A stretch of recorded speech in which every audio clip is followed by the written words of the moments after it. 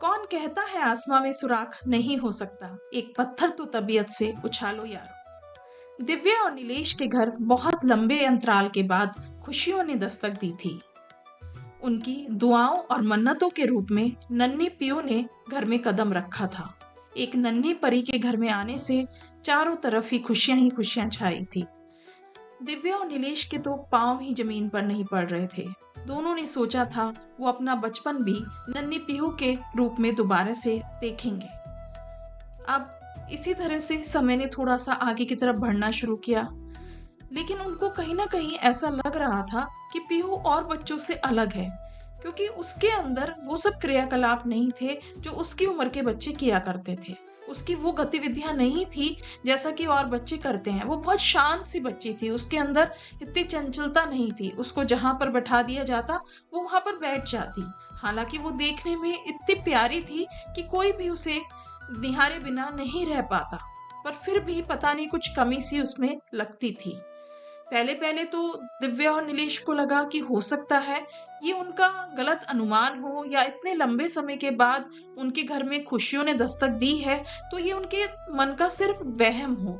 पर फिर भी कई और लोगों ने भी उनको टोका कि ये बच्ची और बच्चों की तुलना में कम चंचल दिखती है, या बैठती है तो बस बैठी ही रह जाती है।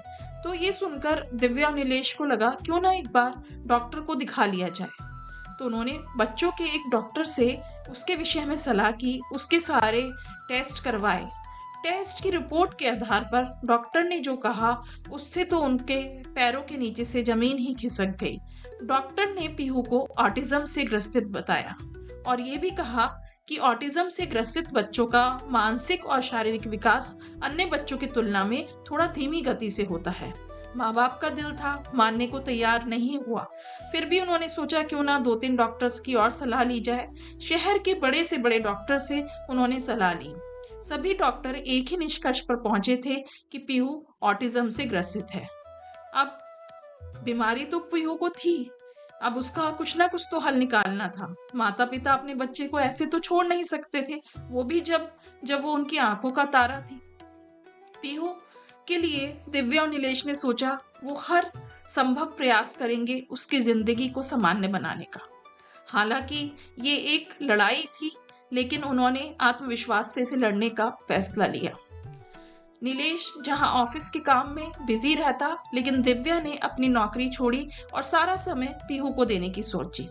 वो पीहू के साथ पूरा दिन लगी रहती, पीहू के साथ अपने आप से ही मनगढ़ंत बातें करती रहती, उसे किसी ना किसी काम में लगाए रखती।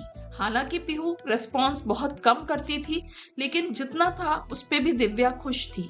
वो अपनी तरफ से हर संभव प्रयास कर रही थी। एक दिन दिव्या ने बहुत सारे पेपर और तरह तरह के रंगों की पेंसिल पीहू के सामने बिखेर दी। पीहू ने पहले तो उन रंगों की पेंसिल को ध्यान से देखा, फिर कुछ पेंसिल कलर को उठाकर कागज पर आड़ी तिरछी रेखाएं खींचनी शुरू कर दी। दिव्या को तो मानो रास्ता ही मिल गया। दिव्या खुद भी बहुत अच्छी चित्रकारी करती थी।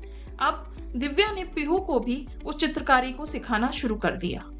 दिव्या ने पीहू को तरह तरह के रंग ला कर दिए, और वैसे भी कहा जाता है कि ऑटिज्म से जो ग्रसित बच्चे होते हैं कहीं ना कहीं उनकी कल्पनाशीलता बहुत अधिक होती है।